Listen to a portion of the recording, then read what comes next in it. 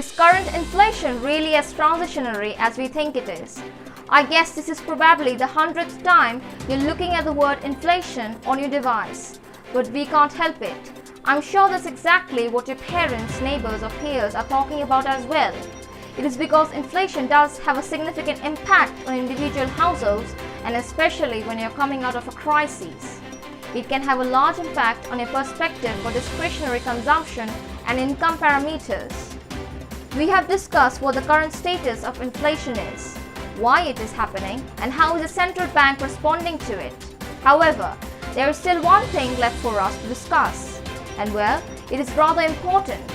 In all those news pieces and opinion articles that you have been reading about inflation, one word that has been consistently in there is transitionary. And well, that's the thing to talk about.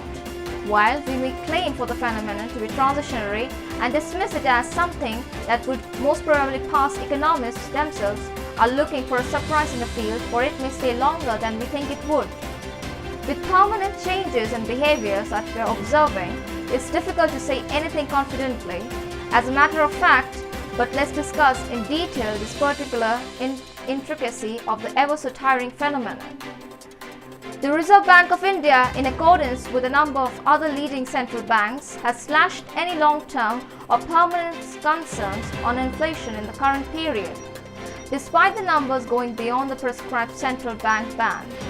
Particularly, the central bank has stated how policies targeting on suppressing inflation would hamper the ever so slight growth that the country is witnessing.